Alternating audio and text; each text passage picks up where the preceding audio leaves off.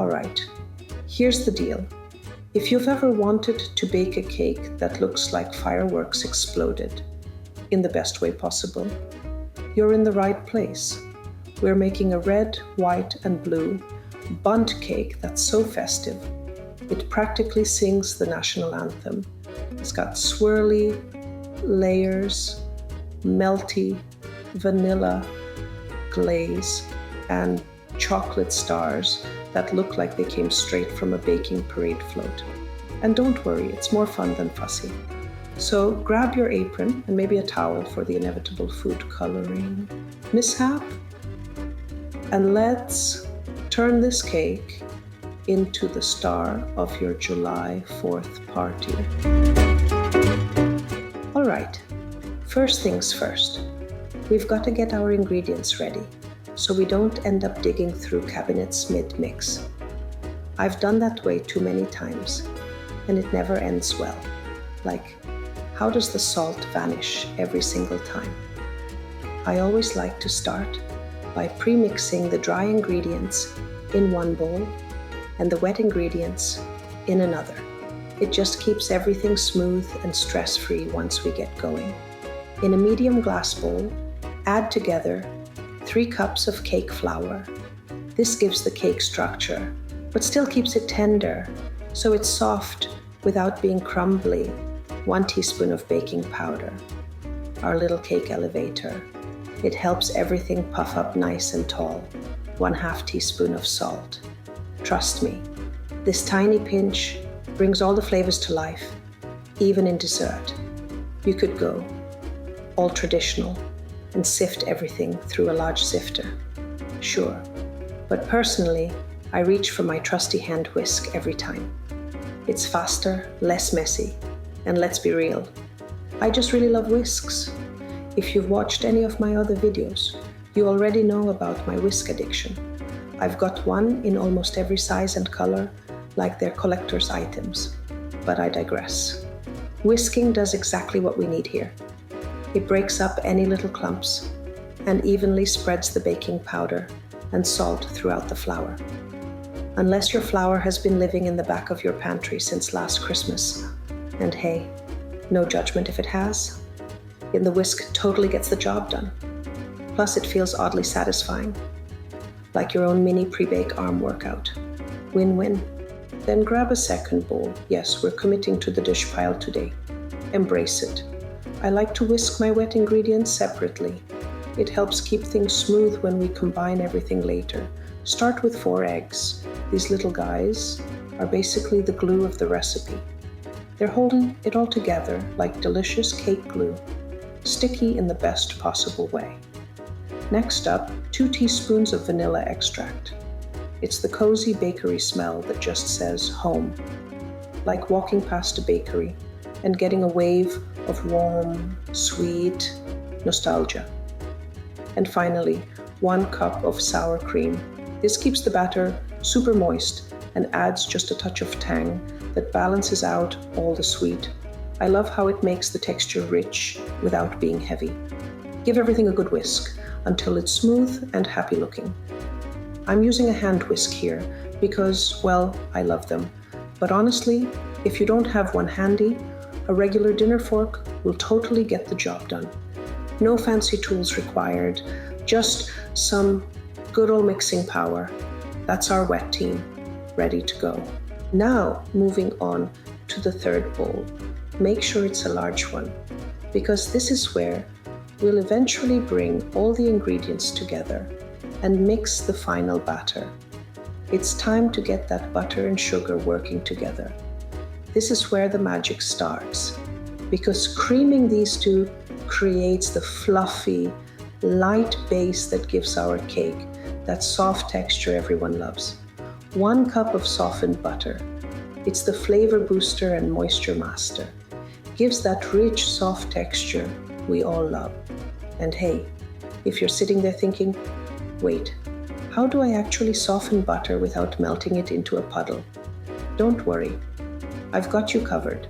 Just hop over to my blog, where I break it all down with a few easy and slightly ridiculous tricks that actually work. Spoiler, one involves hugging it like a stick of gold. 1 3/4 cups of sugar brings the sweetness and a little caramelized golden color on top. Mix it until it looks fluffy and pale. This part makes the cake super light, kind of like a frosting cloud you'd want to nap in. In this video, I'm using a hand mixer, which totally does the job, but if you have a stand mixer, go for it. It'll make this step even easier, and your arm can stay on vacation while the mixer does the heavy lifting.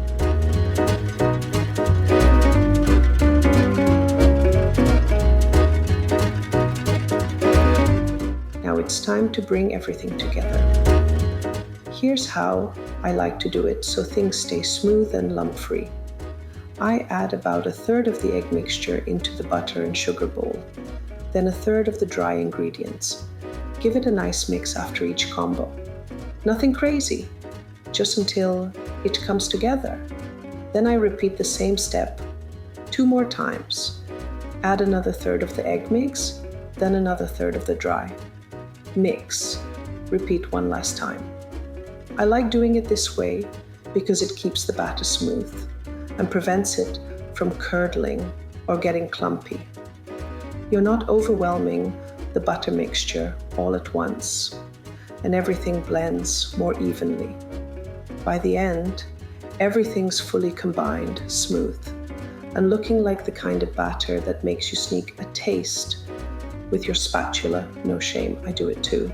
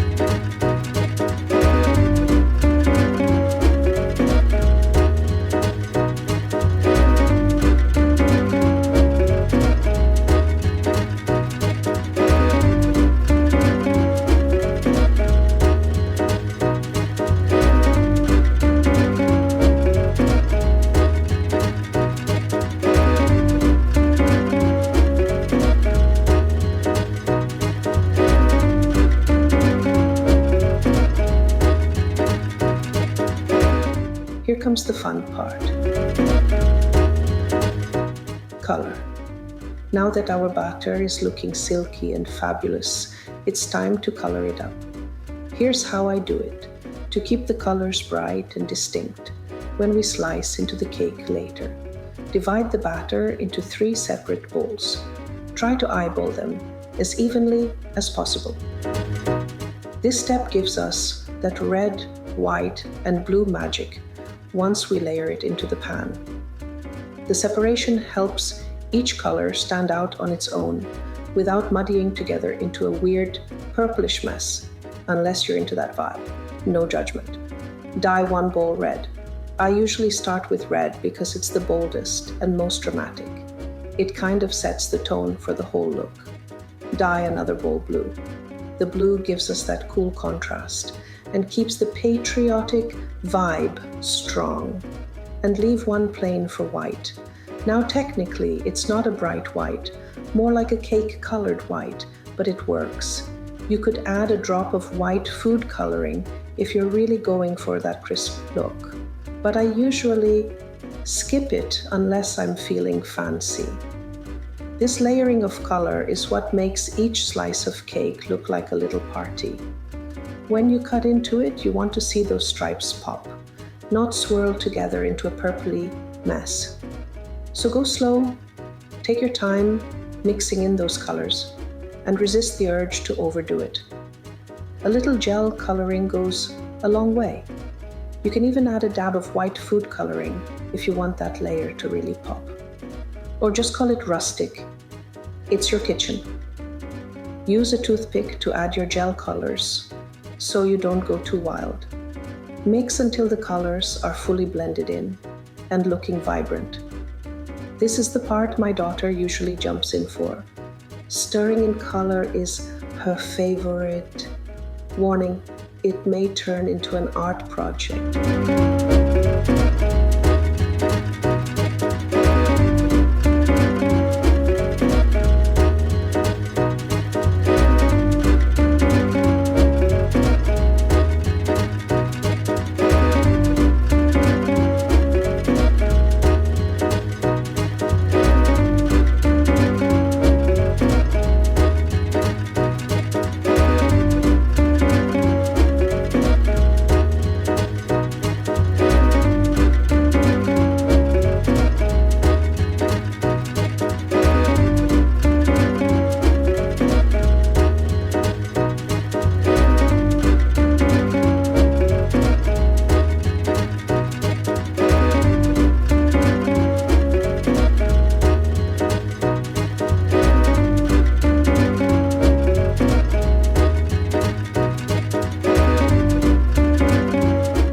Did you know that Bundt cakes actually have a pretty cool history?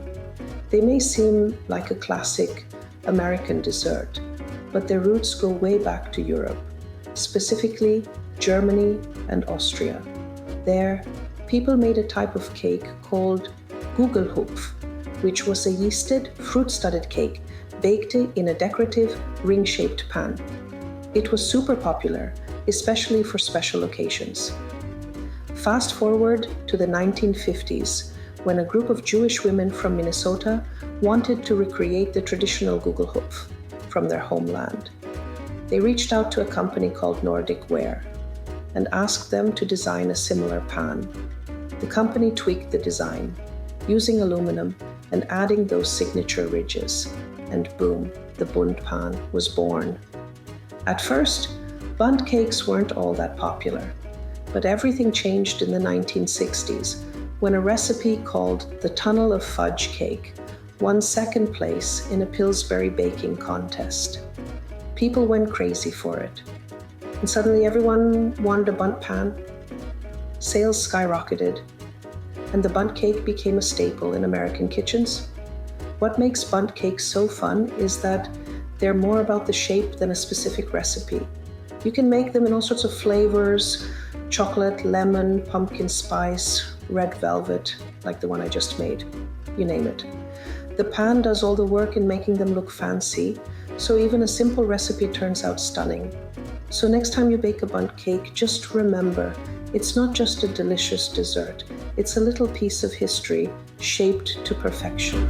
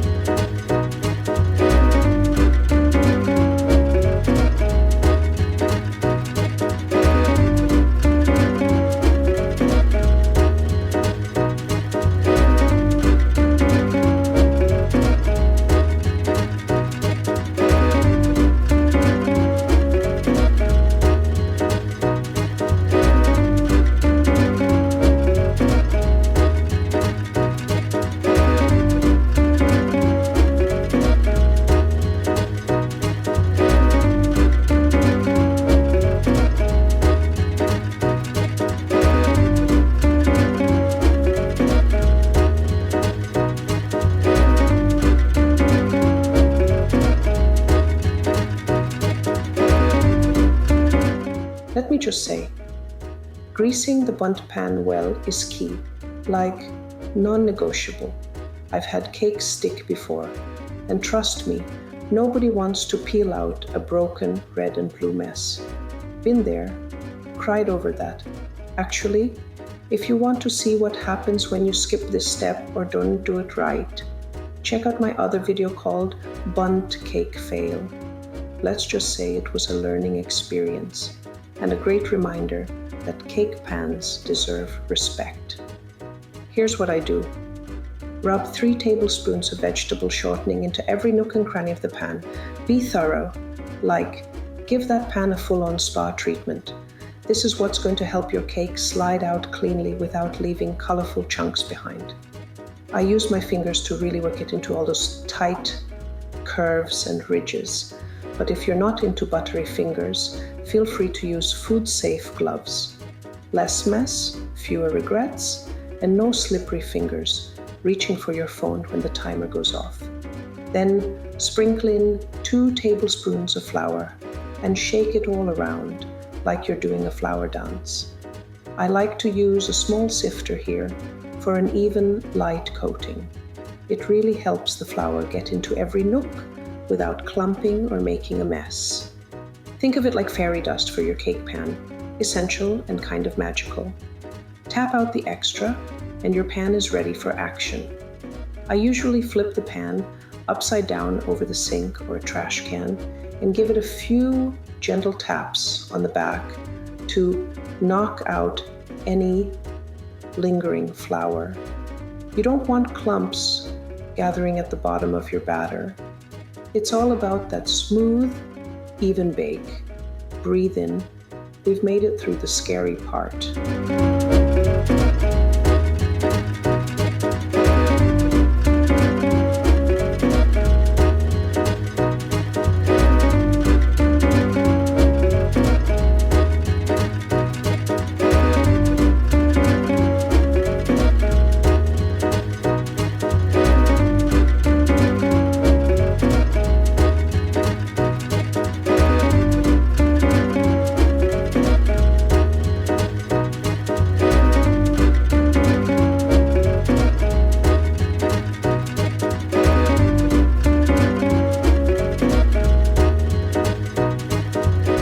We're layering, not swirling.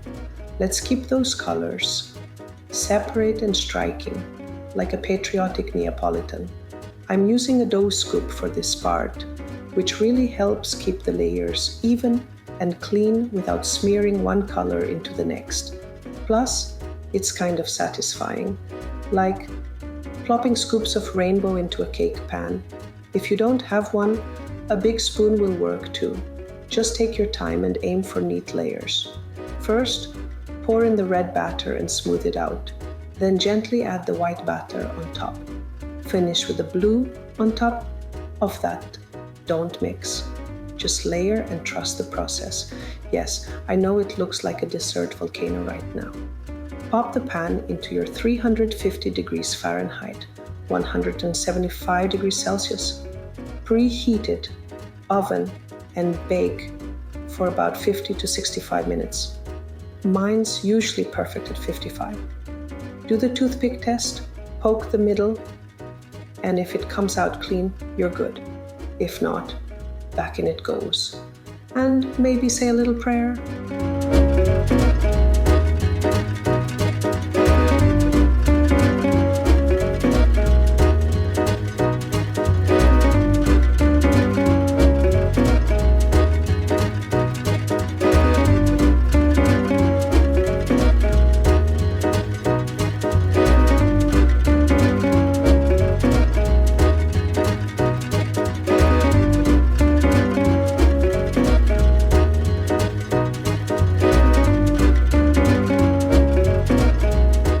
Baking at high altitude?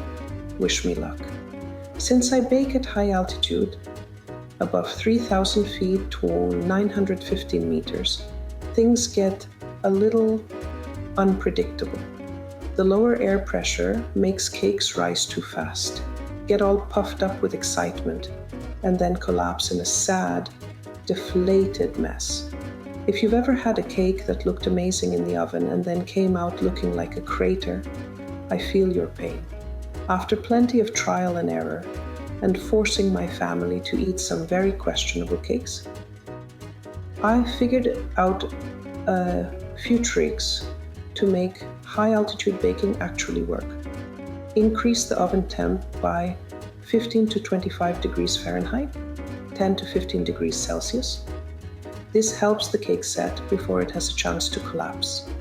Reduce the baking powder Schack soda by 1/8 to 1/4 teaspoon. Too much lift too fast. Disaster. Add an extra tablespoon of flour. This helps the structure hold up and not fall apart in my hands. Slightly reduce the sugar and add a bit more liquid by 1 to 2 tablespoons. Keeps the cake from turning into a dry, crumbly mess. Baking at high altitude is basically like baking on expert mode. It took me a while to figure out, but now that I've cracked the code, I actually get excited to bake up here.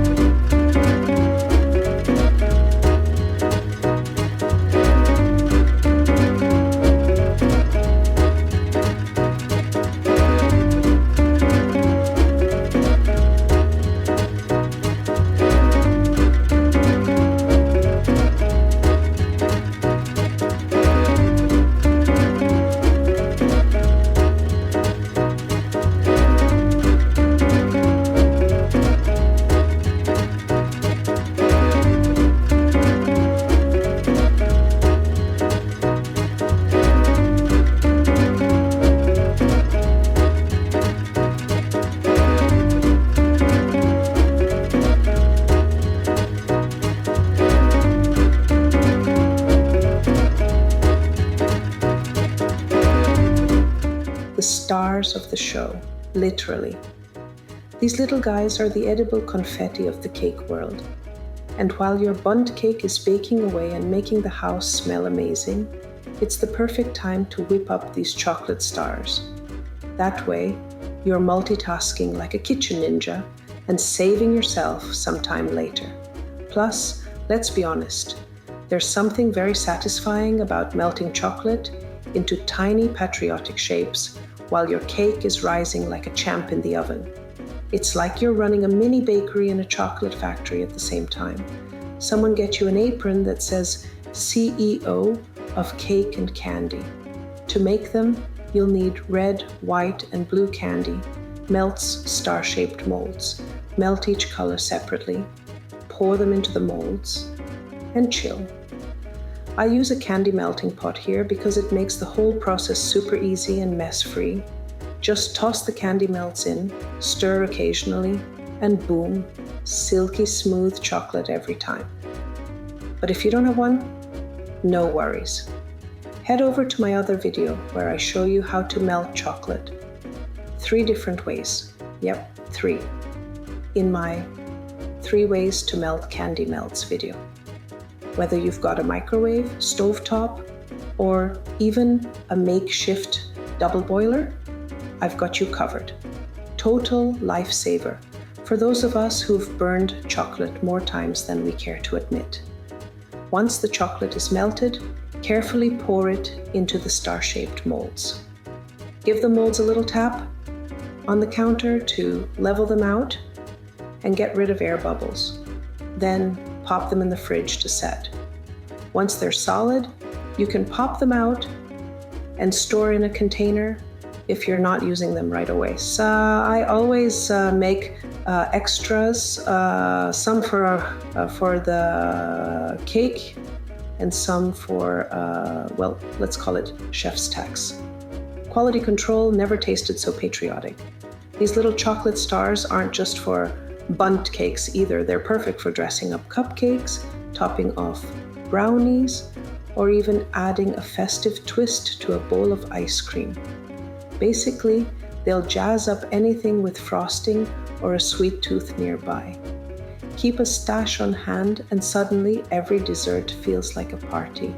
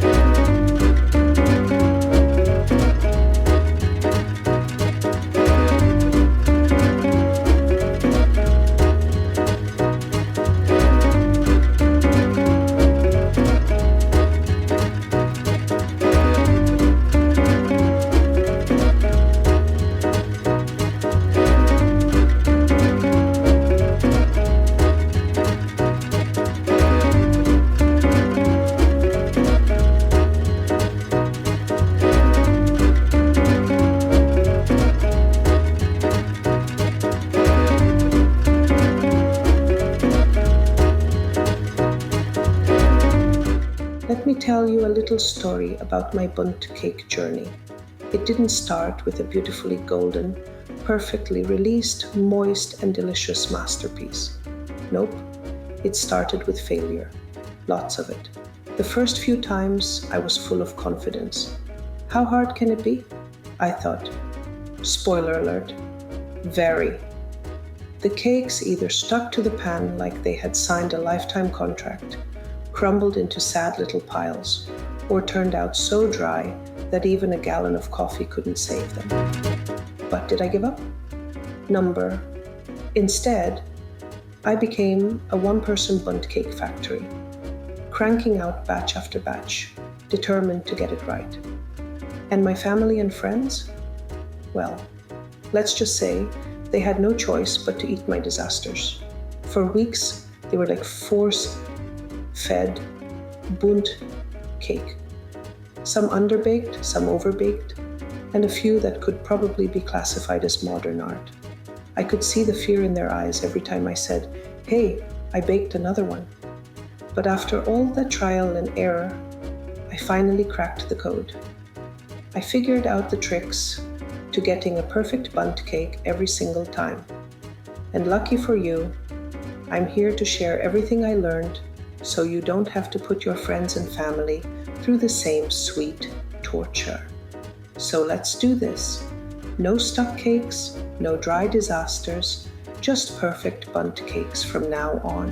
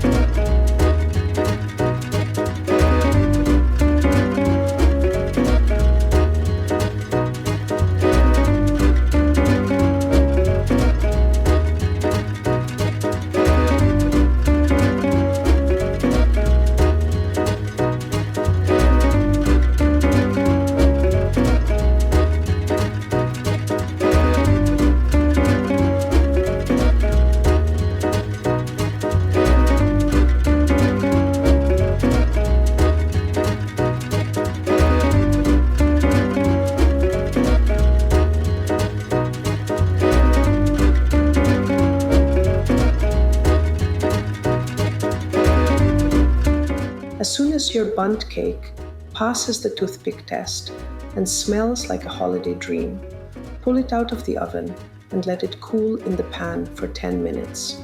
This helps it settle a bit and makes it easier to release later. Then, take a butter knife and gently loosen the edges. Don't rush. Treat it like cake surgery. Flip it carefully onto a round cooling rack. I like to cover it with a clean towel and let it chill for about 30 minutes or until it reaches room temperature. Trust me, I know it's tempting to poke it, sniff it, or sneak a bite, but now's the time for self-control. This short wait is the difference between a beautifully finished cake and a frosting catastrophe. Just a heads up from someone who's been there. If your Bundt cake is even a little too warm, the glaze will slide right off like it's trying to escape, and your beautiful chocolate stars, they'll melt into a sad little blob. Yep, that actually happened to me in this video. I got a little too excited and didn't wait long enough. The cake was still warm, and my poor stars just started to droop like they were melting under pressure. Lesson learned. Give your Bundt some extra cooling time. It's worth the patience.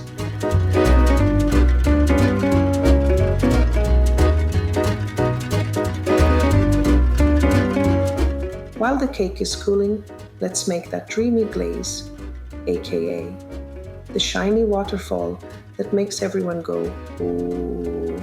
Scoop a whole tub of vanilla buttercream into your Wilton candy melting pot.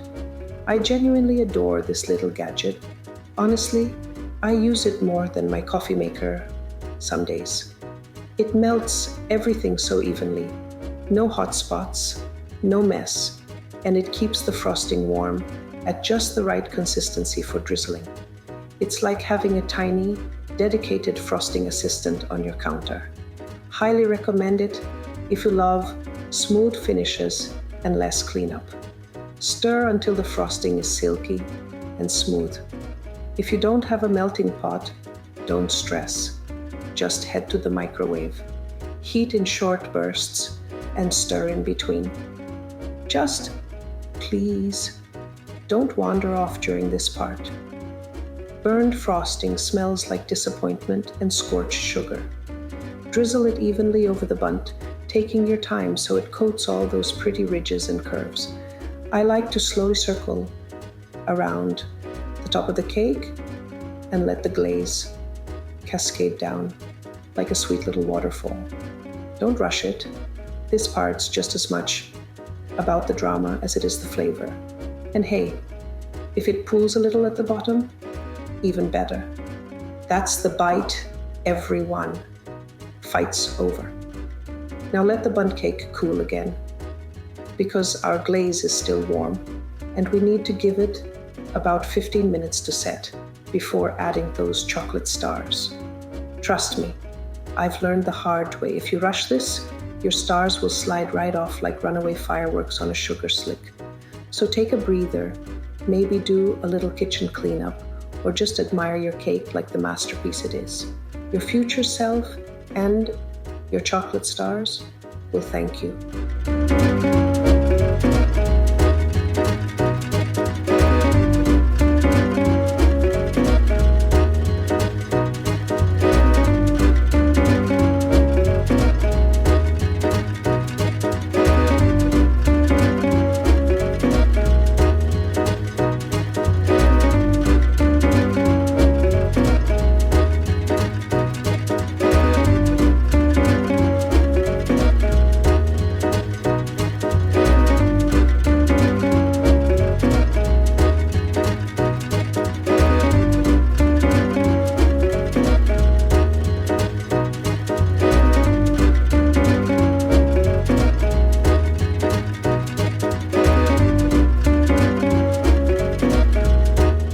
When I first started baking Bundt cakes, I had my fair share of disasters. Cakes sticking, breaking apart, and sometimes just refusing to come out of the pan like they were glued in. Over the years, I've learned a few tricks that have completely changed my baking game, and I'm excited to share them with you. If you're wondering how to remove a Bundt cake from the pan without breaking it, I've got a detailed video showing you exactly how to do it smoothly. Trust me, I've been there. Gently tapping the pan, holding my breath, and hoping for the best. But there's a foolproof way to make sure your cake comes out clean, and I walk you through every step. If your Bundt cakes always stick to the pan, don't worry. I used to struggle with this too. There's nothing worse than putting all that effort into baking a gorgeous cake only to have half of it stuck to the pan. But through trial and error, and maybe a few tears, I discovered the best methods for greasing, flouring, and preparing your pan so your cakes slide out effortlessly every time. Check out my video tutorial where I share all my tried and true tips. Need Bundt cake inspiration? I totally get it. Sometimes you just want to try something new.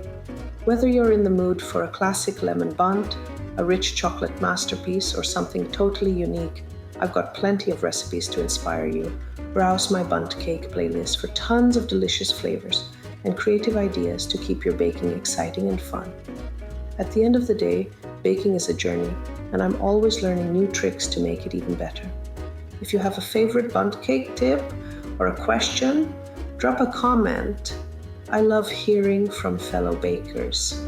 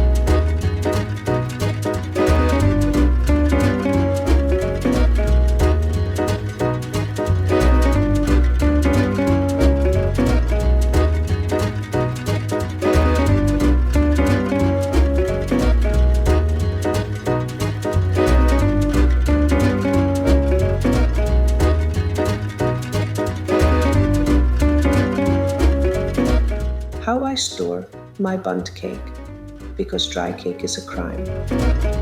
Once my Bundt cake is out of the oven and cooled to perfection, the next big question is how to keep it fresh. Because let's be honest, dry cake is just depressing. Over the years, I've tested just about every storage method. Some work good, some, well, let's just say I've learned from my mistakes. Now I have a foolproof system to keep my cake soft, moist, and just as delicious as the day I baked it. Short-term storage, 1 to 3 days. If I know the cake will be eaten within a few days, which, let's be real, is usually the case, I store it at room temperature. This keeps it soft and flavorful without needing refrigeration. Cooling is key. I make sure the cake is completely cool before storing it. Wrapping a warm cake creates condensation, which leads to soggy cake. No thanks. Wrapping it up. I tightly wrap the whole cake in plastic wrap to lock in moisture. If I'm feeling fancy, I use a cake dome instead, dealing with glaze or icing. If the cake is already glazed, I loosely tent it with foil instead of plastic wrap to avoid ruining the topping. Where I keep it, I store it in a cool, dry place, away from direct sunlight. If my kitchen is warm, I'll move it to a cooler spot, like the pantry. This method keeps the cake moist and fresh for up to 3 days. After that, I either refrigerate or freeze it, if there's any left. Refrigerating Bundt cake, up to 5 to 7 days. If, for some reason, we don't finish the cake in a couple of days, rare, but it happens, I move it to the fridge. But refrigeration can be a cake killer. It dries baked goods out fast. To prevent that, I follow these steps. Double wrapping is a must.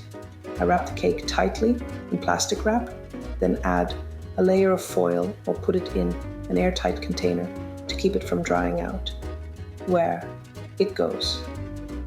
I keep it toward the back of the fridge, where the temperature is more stable and away from anything with strong odors, because nobody wants a Bundt cake that smells like last night's garlic pasta. Bringing it back to life. Before serving, I always let the cake sit at room temperature for at least 30 minutes. Cold Bundt cake is firm and loses some of its flavor, but letting it warm up brings back that soft, buttery texture. Freezing Bundt cake up to 3 months. No dry cake allowed. Sometimes I plan ahead and freeze my Bundt cake for later. When done right, it tastes just as fresh as the day it was baked. Here's how I do it. Cooling completely. I never freeze a warm cake. This causes ice crystals to form, which ruins the texture. First wrap. I tightly wrap the cake in plastic wrap, making sure every inch is covered to prevent freezer burn. Second wrap. For extra protection, I wrap it again in foil or place it in a large freezer-safe bag, slicing for convenience. If I'm freezing individual slices, I wrap each slice separately in plastic wrap, then store them in a sealed freezer bag or container. This way, I can grab just one slice whenever I need a quick cake fix. What if my Bundt cake has glaze or frosting? If my cake is already glazed or frosted, I take an extra step to prevent a sticky mess when wrapping. I place the cake or slices on a baking tray and freeze it uncovered for about 15 to 30 minutes. This allows the glaze or frosting to firm up, so it doesn't stick to the plastic wrap. Once the surface is set and no longer sticky, I wrap it just like I would a plain cake, first in plastic wrap, then in foil or a freezer bag. This little trick keeps the glaze looking smooth and prevents it from smearing all over the wrap, because nothing is sadder than peeling off the plastic and realizing half of the glaze came with it. Thawing like a pro. When I'm ready to enjoy my cake, I move it from the freezer to the fridge and let it thaw overnight. This slow thawing process helps retain moisture. Then, about an hour before serving, I let it sit at room temperature to bring back that soft, buttery texture. For individual slices, I either leave them at room temp for about 30 minutes, or, if I'm impatient, microwave for 15 to 20 seconds, just enough to take the chill off without drying it out. If I froze an unglazed cake, this is the perfect time to add the glaze fresh, so it looks and tastes like it was just baked.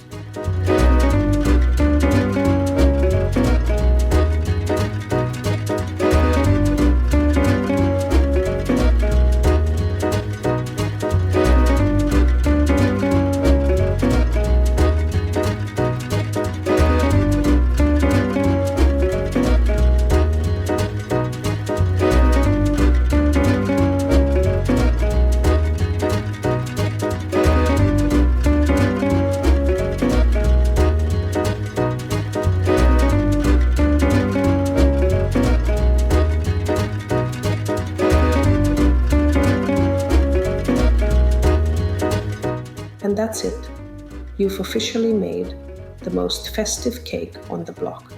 Seriously, it's a red, white, and blue masterpiece that practically screams, "I brought dessert."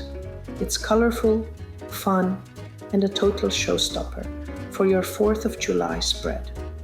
I love serving this with a handful of fresh berries or a big scoop of vanilla ice cream, especially if it's one of those hot summer days where everything tastes better cold. And if I'm really feeling extra, maybe a little whipped cream on the side too. Because why not? This cake is one of my favorite ways to bring people together. There's just something about cutting into it and seeing all those bright swirls that makes everyone smile and ask for seconds. If you give this a try, I would love to see your version.